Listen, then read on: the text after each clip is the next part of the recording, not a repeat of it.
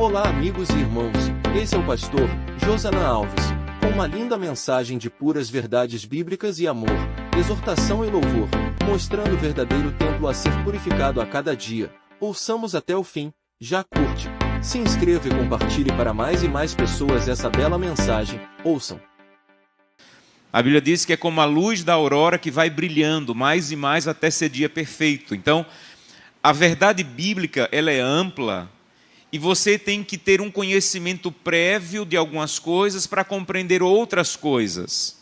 Por exemplo, quando uma pessoa ela ouve falar sobre a guarda do sábado, antes de aprender sobre a guarda do sábado, ela tem que entender sobre o amor de Deus. Porque se ela não entender primeiro o amor de Deus, e ela for logo entender sobre a guarda do sábado sem compreender o amor de Deus, ela vai achar que essa guarda do sábado é uma guarda legalista, que quem guarda se salva porque guarda o sábado, e essa não é a verdade bíblica. Na verdade, todo conhecimento bíblico tem que estar como base nesse conhecimento, o amor de Deus. Se você não entendeu a grandiosidade do amor de Deus, qualquer coisa que você tente colocar em cima não está seguro. A primeira coisa que você deve compreender sobre Deus, sobre a Bíblia, é o quanto Ele ama você, quanto Ele quer salvar você. Então, a primeira coisa, antes de começar o sermão dessa noite, você já entendeu o quanto Deus quer salvar você? Você já entendeu o que Deus fez para salvar você? Você já entendeu o preço que Ele pagou na cruz do Calvário para salvar você? Você já entendeu que para ser salvo, para ser aceito por Jesus, você não precisa guardar sábado? Para ser aceito por Jesus, você não precisa devolver dízimo. Para ser aceito por Jesus e ser salvo por Ele, você não precisa obedecer mandamentos. Para ser salvo por Jesus, a única coisa que precisava acontecer já aconteceu na cruz do Calvário. A única coisa que temos que fazer é responder e aceitar esse amor, já que a Bíblia diz que ele é de graça. E você pode rejeitar o que é de graça. Então, para chegar a Cristo como Salvador, 0 mandamento. Para chegar a Cristo e aceitá-lo como Salvador, 0 obediência, 0 guarda de sábado, 0 devolução de dízimos.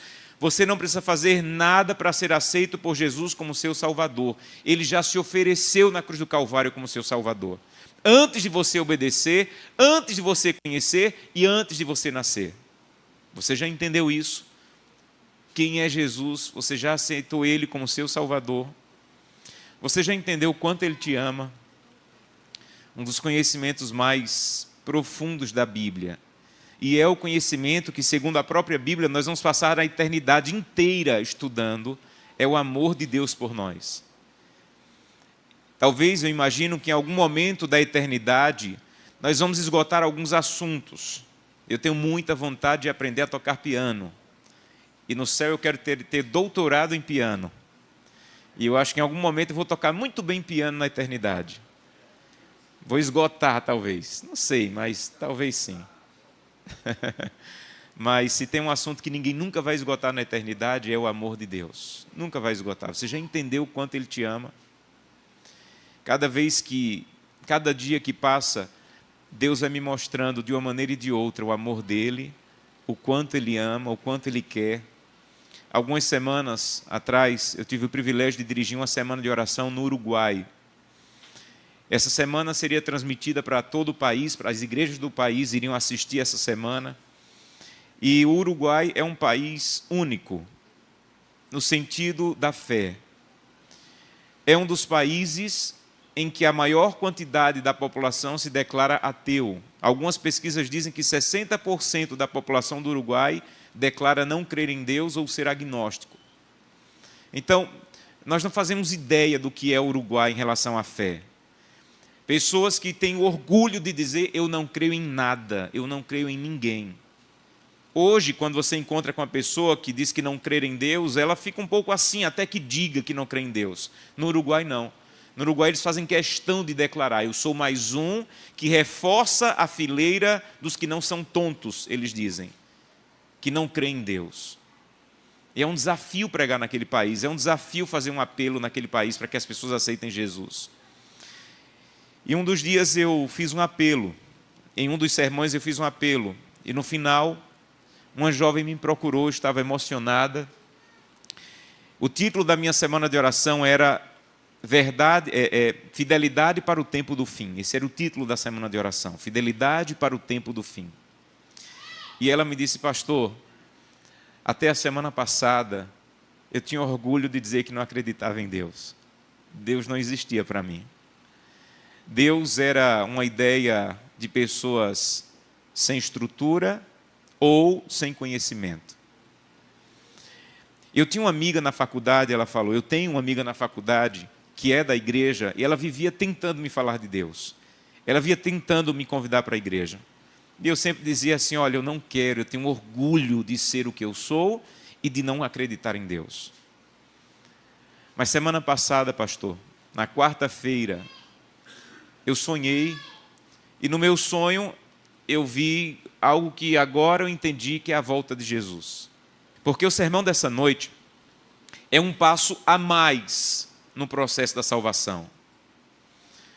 O sermão dessa noite vai tentar nos ensinar através da palavra que o mesmo Deus que te salvou e te ama, agora Ele quer transformar você. E esse é um outro processo da salvação. Infelizmente, nós estamos num mundo religioso em que as pessoas só querem pregar ou ouvir Deus me ama e quer me salvar. E isso é verdade, mas biblicamente não é a verdade completa. A verdade completa é Deus te ama e quer te salvar. E agora que você entendeu que Ele te ama e quer te salvar, Ele quer transformar o teu caráter. E não é outro Deus. Porque às vezes as pessoas fazem parecer que o Deus que ama é um, e um Deus que quer me transformar e me mudar é outro. É o mesmo Deus, é a mesma expressão do amor de Deus. O mesmo Deus que te ama e quer te salvar, Ele quer transformar o teu caráter e quer fazer você a semelhança do seu Filho Jesus Cristo. Um dia eu estava pregando em um congresso para jovens, tinha uns 5.000 jovens ali para me ouvir, antes da minha mensagem. Uma cantora foi cantar ali, estava bem empolgada, e ela pegou o microfone e começou a gritar assim, jovens, Deus quer mimar vocês. E ela gritava, jovens, Deus quer mimar vocês. E ela repetia, jovens, Deus quer mimar vocês. Eu tive muita vontade de pegar o microfone e dizer, jovens, é mentira. Deus não quer mimar vocês, Deus quer transformar vocês. E se para transformar você, Deus tiver que permitir que você derrame algumas lágrimas, Ele vai permitir. Eu creio que Deus vai nos mimar a eternidade inteira. A eternidade vai ser um mimo só. Mas enquanto a eternidade não chegar, o que Deus quer é transformar o nosso caráter. Na teologia, nós chamamos essas duas visões de justificação pela fé e santificação. Justificação pela fé é o processo pelo qual Deus te alcança, mostra o quanto Ele te ama, e você o aceita como Salvador. Para chegar à cruz e ser justificado, não precisa fazer nada, como eu já disse. Mas agora que você chegou à cruz e foi justificado e sentiu que foi aceito por Deus, agora Ele vai começar um processo que a Bíblia chama de santificação, que é da transformação do teu caráter. E é sobre isso que esse texto fala. Mateus, capítulo 12, verso 30. Mateus 12, 30, diz assim, quem não é por mim, é contra mim. Quem comigo não ajunta, espalha. Esse é o texto que nós vamos estudar essa noite. Eu gosto muito dessa frase de um autor que eu admiro, que diz assim, na conversão, Deus tira você da lama. Na santificação, Ele tira a lama de você. Lindo isso, né? São esses dois processos. Na conversão, quando eu vou a Cristo, Ele me tira da lama. Mas Ele não quer parar. Ele quer continuar o processo. Aí Ele começa o processo da santificação. E na santificação, Ele agora começa a tirar a lama de mim. Ele começa a me transformar. É sobre isso que Jesus está falando. Jesus citou esse texto num sermão importante em que Ele estava debatendo com os fariseus. Os fariseus eram um grupo de líderes religiosos da época de Jesus que viviam causando problema no ministério, na pregação e na vida de Jesus. E nesse capítulo em especial, os fariseus chegaram a dizer que Jesus curava as pessoas com o poder de Satanás. Olha o absurdo. Eles disseram assim, olha, você trabalha para o inimigo, e o que você está fazendo é com o poder do inimigo. Aí Jesus falou assim, peraí, não estou entendendo, me expliquem melhor. Eu estou fazendo bem, eu estou expulsando demônios, eu estou curando com o poder do inimigo, quer dizer que o inimigo está trabalhando contra ele mesmo, ele está atacando o reino deles. E tem mais, se eu que estou fazendo bem, estou curando, ressuscitando, vocês dizem que eu trabalho para o inimigo, e vocês que querem me matar, trabalham em nome de quem? E Jesus mais uma vez colocou os fariseus entre a parede. Aí ele citou esse texto. Deixa eu explicar uma coisa para vocês. Ele disse, quem não é comigo é contra mim. Quem comigo não ajunta. Jesus usou um artifício literário da época dele chamado paralelismo. Paralelismo era muito usado, é muito usado na Bíblia. É quando você fala a mesma coisa, mas repete para enfatizar. Há um salmo na Bíblia. Nesse salmo, ele é citado também o paralelismo. Salmo capítulo 15, verso 1 diz assim, quem, Senhor, habitará no teu tabernáculo? Quem há de morar no teu santo templo? Está falando da mesma coisa, mas o quê? Repetindo. Na nossa cultura isso não faz muito sentido. Na cultura bíblica faz todo sentido. Repetir para enfatizar. Então, quando diz assim, quem irá morar no teu tabernáculo? Quem irá viver no teu santo templo? Está falando da mesma coisa. O que Jesus fez aqui é usar o paralelismo. Ele está dizendo, quem não é comigo é contra mim. Quem comigo não ajunta, espalha. Ele está falando a mesma coisa, mas está o quê? Mas está repetindo para enfatizar. Então, o que Jesus quer dizer, pode passar? O que Jesus quer dizer nesse texto é extremamente profundo. Eu peço a Deus que me dê sabedoria e capacidade de transmitir e que você peça a Deus sabedoria e capacidade de entendê-lo. Pode passar. Há um autor que ele diz assim, que esse texto é um texto que ele corta completamente a possibilidade de neutralidade no cristianismo. Pode passar? Porque nós pensamos assim, olha, eu não sou assim completamente de Deus. As músicas que eu ouço não são assim músicas de Deus. O que eu visto, o que eu como, a maneira como eu trato as pessoas, não é assim uma pessoa, que eu sou de Deus. Mas eu também não sou assim do inimigo. O que Jesus está tentando dizer nesse texto é o seguinte, entre Deus e o inimigo não existe um terreno neutro. E uma das coisas mais importantes a se aprender na vida cristã é, não há terreno neutro na vida cristã. Não existe um espaço entre ser de Deus e não ser de Deus. Talvez você já tenha ouvido uma história de um homem que teve um sonho. É uma história inventada, uma história criada.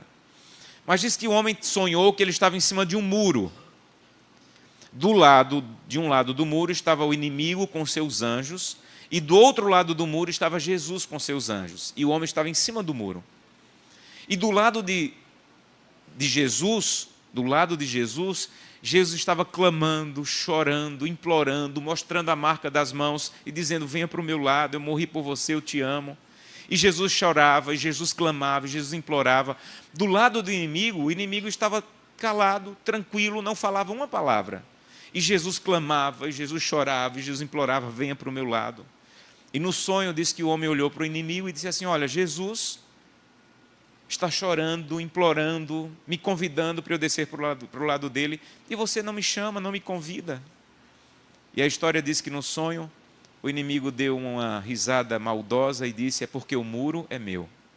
O muro é meu. Você não precisa descer do muro para ser meu. O muro me pertence. Uma das coisas mais terríveis da vida cristã é a ideia da neutralidade religiosa. E não existe neutralidade religiosa. O que Jesus está dizendo é ou não é. Ou ajunta ou espalha. Mas não existe meio termo. Não existe meio termo. Os romanos e os gregos, eles estavam corretos quando eles tudo transformavam em deuses. Tudo. Por exemplo, os romanos tinham uma deusa chamada Afrodite, que era a deusa do sexo, porque eles sabiam que o sexo pode se tornar um Deus. Não existe terreno neutro. Ou é de Deus, ou é contra Deus. Ou está sendo usado para honrar a Deus, ou para desonrar a Deus. Eles tinham outro deus chamado Pluto. Pluto é o deus do dinheiro, porque eles sabiam que o dinheiro pode se tornar um deus. Eles estavam corretos quando eles diziam assim, olha, Hermes é o deus do trabalho, porque eles sabiam que o trabalho pode se tornar um deus. Porque não existe nada na sua vida que seja neutro, nada. Nada do que você ouve é neutro, nada do que você acessa é neutro, nenhuma das séries que você está seguindo são neutras. Ou elas estão te ajudando a se aproximar de Deus e se tornar mais parecido com Ele, ou elas estão te atrapalhando na caminhada e vão te afastar dele. E a tragédia é que nós tentamos neutralizar algumas coisas na vida espiritual e não há neutralidade. Pode passar? Há uma citação, pode passar essa também?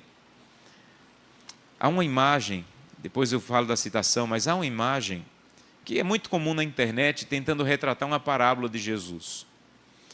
Lembram da parábola que Jesus disse assim, o caminho estreito leva para a salvação, o caminho largo leva para a perdição.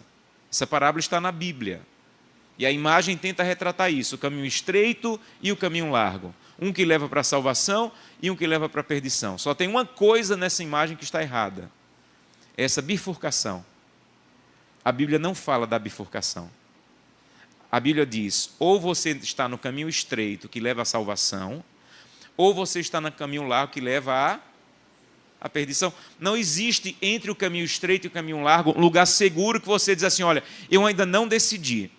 Eu ainda não decidi se vou pelo estreito ou pelo largo. O que eu estou fazendo nem é do estreito nem é do largo. Não existe essa possibilidade. Ou é do estreito ou é do largo. Pode passar? Agora sim, imagine que é a citação. Há apenas 2 lugares, diz Ellen White, no universo, onde podemos colocar os nossos tesouros. Ou no celeiro de Deus, ou no de Satanás. E tudo que não é colocado ao serviço de Deus é contado do lado do inimigo e vai fortalecer a sua causa. Mesma coisa. Não existem 3 lugares. Não existem 3 lugares onde eu posso colocar o meu tempo. Não existem 3 lugares onde eu posso colocar a minha devoção. Eu tenho um Instagram que eu não uso para colocar fotos de família, nem de comida, nem de viagens. Eu uso exclusivamente para coisas da Bíblia, para sermões. Mas eu não falo isso com orgulho. Há algumas semanas o Instagram mandou uma notificação dizendo que eu estava passando 45 minutos no Instagram. E eu não estava passando 45 minutos orando. E eu percebi que eu estava dando mais tempo para o Instagram, para as redes sociais, do que para a oração. E eu disse, não está bem. Porque isso aqui não é neutro. Se ele está conseguindo ter mais tempo e devoção minha do que a oração, alguma coisa está errada. Eu coloquei uma notificação lá, quando dá 15 minutos me avisa e eu saio. Não consigo responder todo mundo, não consigo atender todos que entram em contato comigo por lá, mas é a minha maneira de dizer, eu não vou deixar que isso aqui, que não é neutro, tenha mais tempo do que o tempo que eu estou dedicando para Deus. Pode passar? Aí Jesus continuou dizendo assim, pode passar. Mais um. Tem gente que diz assim, pastor, veja, isso aqui que eu estou fazendo não é assim de Deus. Não é assim de Deus. Mas também não é do inimigo. Jesus falou, não. Se não é de Deus, o que é que ele disse? É de alguém. Acabou.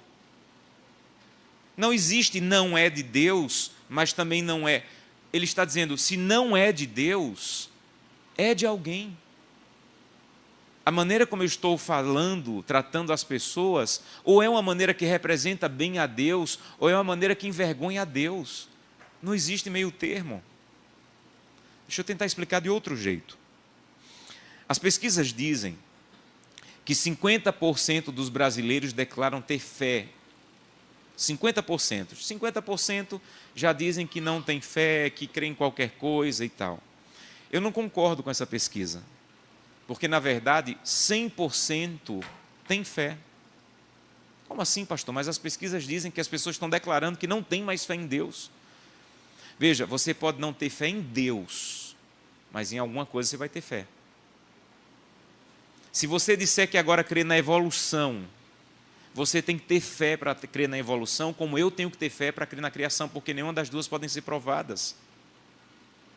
Então, o fato de você dizer que parou de crer num Deus criador e agora crê numa evolução, você não deixou de ter fé, você só mudou o lugar onde você está colocando a fé. Mas fé não se perde. Fé não se perde. Ela só muda de ambiente, só muda de lugar, só muda de devoção. Eu costumo dizer que todo mundo que vai para um hotel, dormir no hotel, tem que ter muita fé. Eu estou no hotel aqui, e toda vez que eu vou enxugar meu rosto com uma toalha, eu digo: Senhor, eu não conheço a pessoa que trocou essa toalha, eu acredito que ela trocou e colocou uma toalha limpa. Você pegar uma toalha no hotel e colocar no rosto, você tem que ter muita fé para acreditar que alguém trocou a toalha e colocou uma toalha limpa. Você entrar no avião, gente, tem que ter muita fé para acreditar que o piloto não tomou alguma coisa e que não vai jogar aquele avião no lugar errado. Você vai numa farmácia com dor de cabeça e você pega um comprimido e você nunca conheceu o dono da fábrica, nem a pessoa que colocou, e você acredita que no lugar do remédio tem remédio e não veneno, e você toma. É fé? Claro que é fé. Cada vez que você vai num restaurante, você coloca um garfo e acredita que alguém lavou aquele garfo, você está tendo fé. Então o que Deus está dizendo é, a questão não é se você tem ou não tem, a questão é onde está a tua fé, porque fé você tem. Então o que Jesus está dizendo é, a tua fé está em Deus? Não está assim completamente em Deus, então está em algum lugar. Uma pesquisa da Igreja Adventista diz que apenas 20% dos membros são missionários da Igreja Adventista. Missionários no sentido de dar um estudo bíblico, de fazer uma classe bíblica, de compartilhar a fé. Só 20% dos adventistas são missionários. Eu não concordo com a pesquisa. 100% dos membros dessa igreja são missionários. Como assim, pastor? Não diga amém ainda. Pastor, mas tem gente que não é missionária por Deus, não está dando estudo, não está falando de Jesus para ninguém. Você pode não ser missionário por Deus, mas você é missionário por alguém. E eu conheço muita gente que é missionário do Flamengo, que defende o seu time com tanta garra, com tanta paixão, que se colocasse a metade da garra que tem para promover o seu time, em promover a verdade, já teria levado muita gente a Jesus. Então você pode não ser missionário por Deus, mas por alguma causa você está sendo. Tem gente que é missionário de ideologias. Tem gente que é missionário de partido político, de personagens políticos, e mata e morre com mais paixão do que proclama a verdade. Então o que Jesus está dizendo é assim, você pode não ser missionário por mim, mas você está sendo missionário por alguém. E essa é a tragédia. Não há terreno neutro. Algumas pesquisas da Igreja Adventista dizem que 40% dos membros são fiéis, dizimistas e ofertantes. Eu também não concordo com essa pesquisa. 100% são dizimistas e ofertantes. Se você não está entregando o teu dízimo onde Deus disse que deveria se entregar, para algum lugar está indo, mas está indo. Porque ou é ou não é. Então o que eu quero convidá-lo essa noite é dizer: Santo Deus, me perdoa. Eu não quero brincar de neutralidade na vida espiritual. Meu irmão, minha irmã, não brinque mais com isso. Existem pessoas que eu imagino que estão aqui essa noite, que já conhecem a verdade, já estudaram a Bíblia, e ainda não tomaram a decisão de entregar a vida a Jesus através do batismo. Estão pensando que ainda não estão lá nem cá. Em algum lugar você está, eu preciso te dizer isso, com todo respeito e carinho. Porque Jesus falou isso. Você não pode ficar neutro. Você não pode ficar indeciso, porque a indecisão já é uma decisão. Na vida espiritual, a indecisão já é uma decisão. Aí Jesus continuou falando a mesma coisa, mas com outras palavras. Pode passar? Ele disse assim, pode passar de novo? Ele disse assim, tem pessoas que dizem, não é que assim, eu não sou uma pessoa que contribui, assim, que ajunta, mas eu também não sou uma pessoa que atrapalha. Ele disse, não, na vida espiritual é assim. Na vida espiritual é assim. Se você não ajunta por Deus, você espalha contra Deus. Porque se você não é com Deus, você é por alguém. Se você não ajunta a favor de Deus, você está espalhando contra Deus. Porque não existe neutralidade na vida espiritual. Outro dia eu preguei essa mensagem e uma irmã me disse assim no final: pastor, quer dizer que agora eu só posso assistir Novo Tempo? E aí ela foi me dando uma lista das séries que ela estava assistindo, ela queria que eu avaliasse. E eu disse: irmã, eu não conheço essas séries que a senhora está assistindo, mas eu também não sou avaliador. Eu também tenho as minhas falhas. Eu também tenho coisas que não deveriam estar no meu coração e ainda estão. Talvez a única diferença é que eu sei que elas estão lá e estou buscando a Deus para que elas não estejam mais. Eu pedi a Deus para não brincar mais com a neutralidade.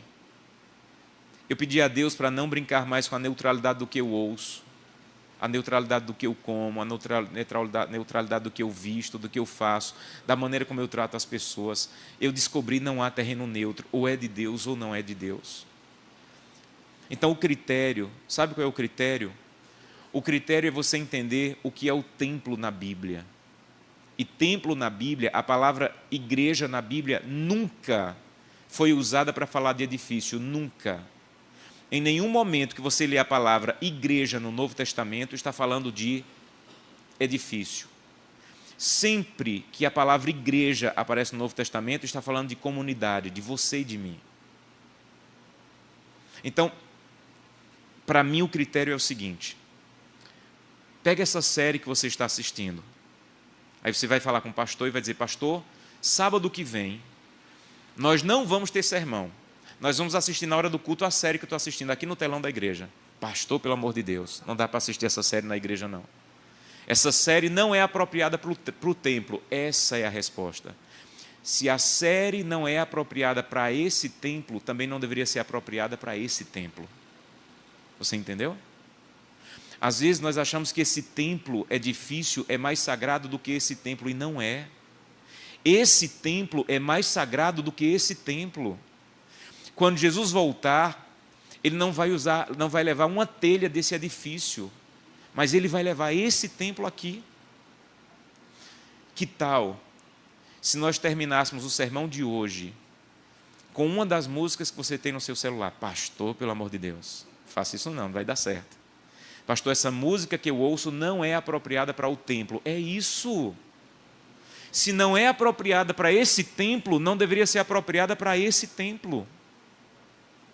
Porque para Deus esse templo é mais importante do que esse templo. Nós é que, como vivemos essa vida de neutralidade, pensamos assim: não, o que eu faço na igreja de Boa Viagem é uma coisa, o que eu vou fazer hoje à noite na internet é outra, e não é. Quando Deus tirou o povo do Egito,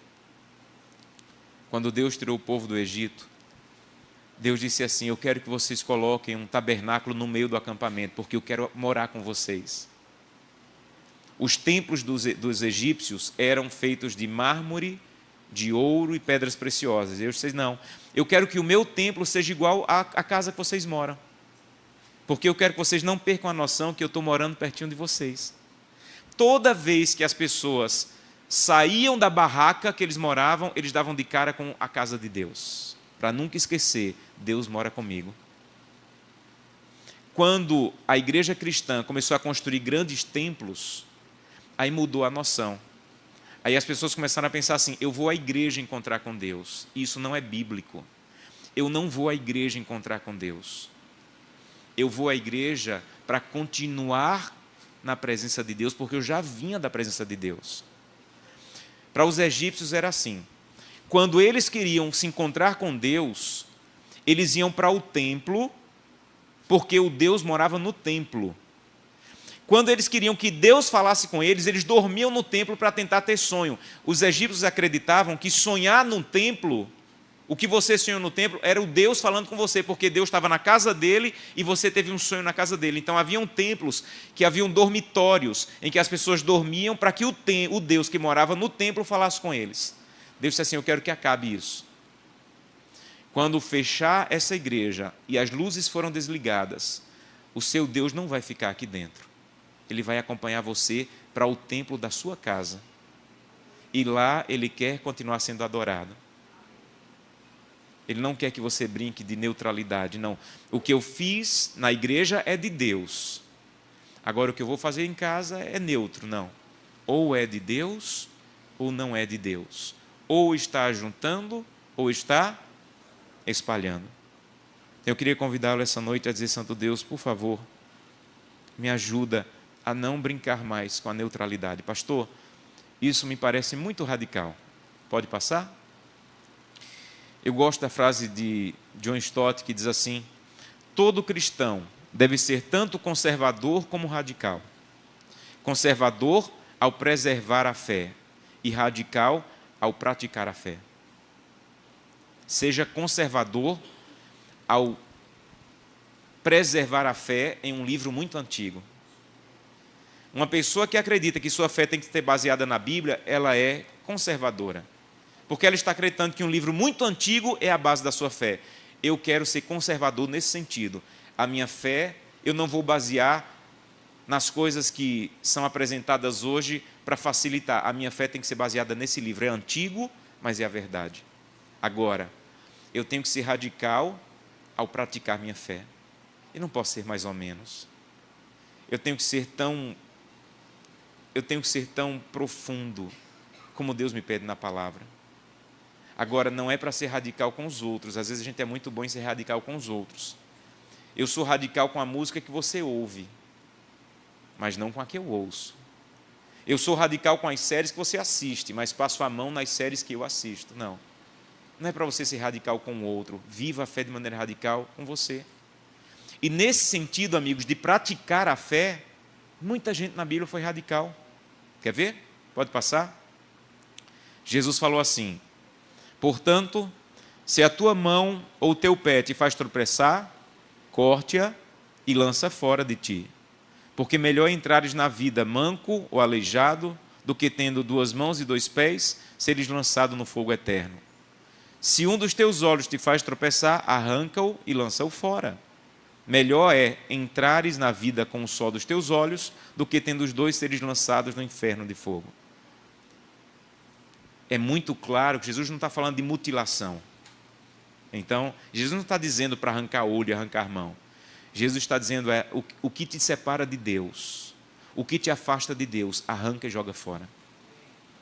O que te atrapalha na caminhada com Deus, o que te atrapalha em entregar a vida a Ele, ser batizado, arranca e joga fora. Ele não está falando de mutilar pé e mão. Ele está falando de mutilar coisas às vezes mais difíceis. Não sei se vocês viram, mas agora nas Olimpíadas eu li uma notícia que um dos jogadores australianos de hóquei, ele tinha uma decisão difícil a tomar. Ou não ir para a Olimpíada, porque estava se recuperando de uma lesão no dedo, ou amputar o dedo e ir para a Olimpíada. E ele amputou o dedo e está na Olimpíada. Então, amputar um dedo, em certas circunstâncias, é até mais fácil do que amputar aquela maneira orgulhosa de ser, que eu tenho carregado no meu coração há tanto tempo, aquela vaidade, aquela promiscuidade. Então Jesus está dizendo assim: eu não estou falando de mão, de pé e de olho, eu estou falando o que é que está te afastando de Deus. O que é que está afastando você de ter uma intimidade mais profunda com Deus, de ser completamente de Deus? Arranca e joga fora. Nesse sentido, pode passar?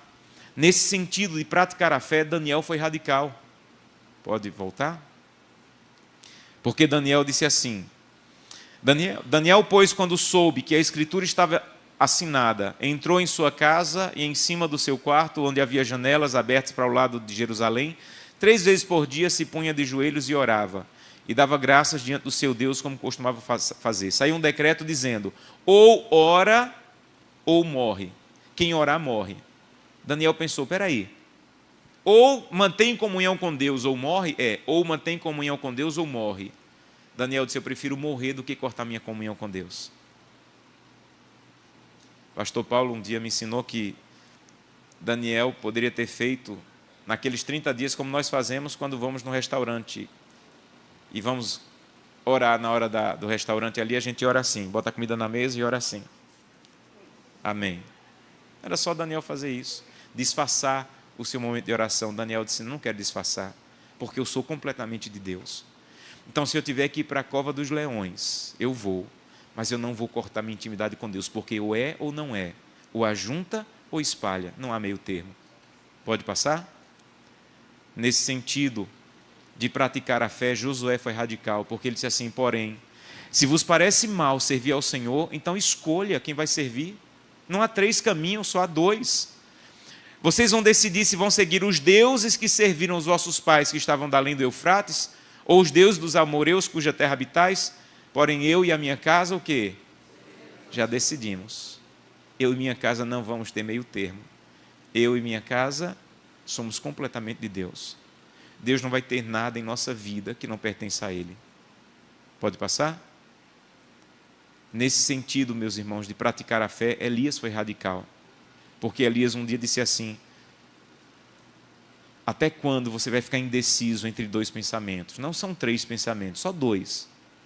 Se o Senhor é Deus, siga-o. Se é Baal, siga-o.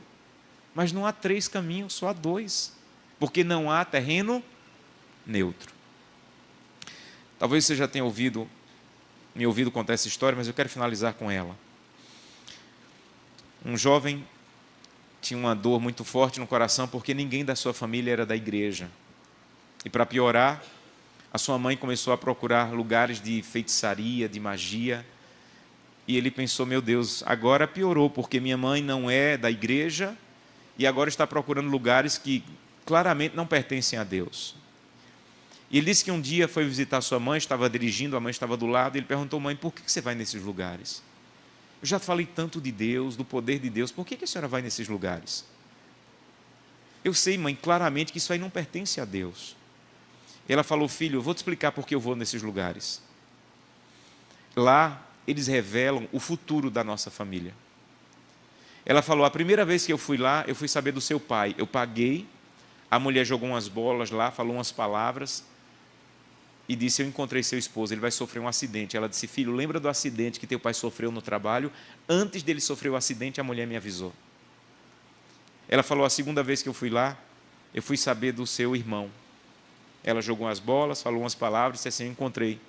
Ele vai sofrer uma desilusão amorosa e vai sofrer muito. Ela disse: filho, lembra que teu irmão acabou o noivado e sofreu muito? Antes de ele acabar o noivado, a mulher me avisou.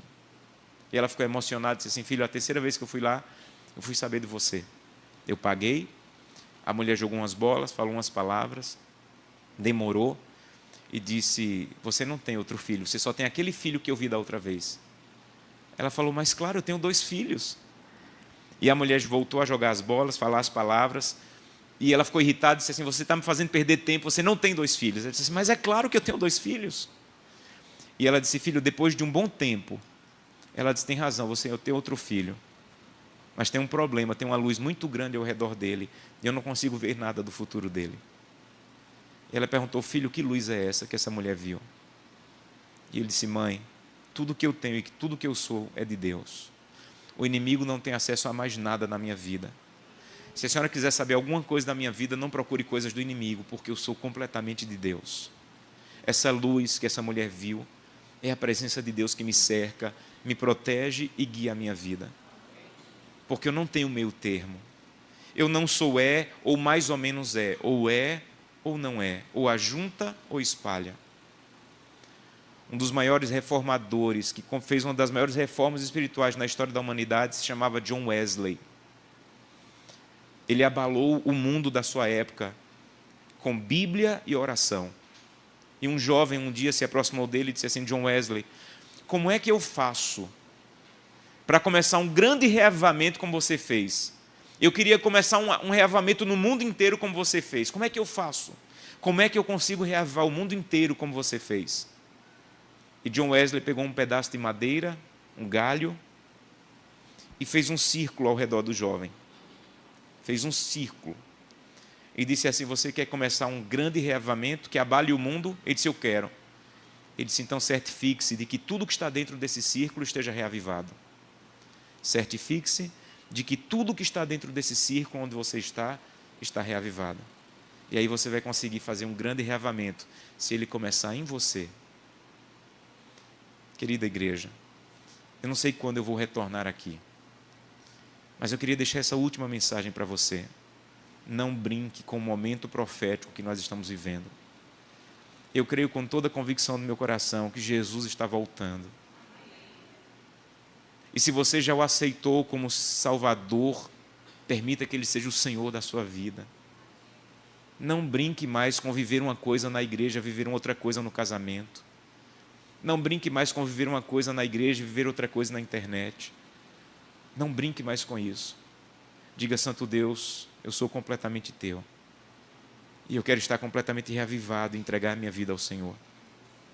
Tudo o que tenho e tudo o que eu sou, eu quero que esteja em tuas mãos. Quantos querem dizer: Santo Deus, eu já fui batizado, mas eu quero também me colocar em pé dizendo: Santo Deus, eu não quero mais ver uma vida neutra, eu quero ser completamente teu. Eu quero me entregar completamente ao Senhor, eu quero viver uma vida completamente dedicada ao Senhor.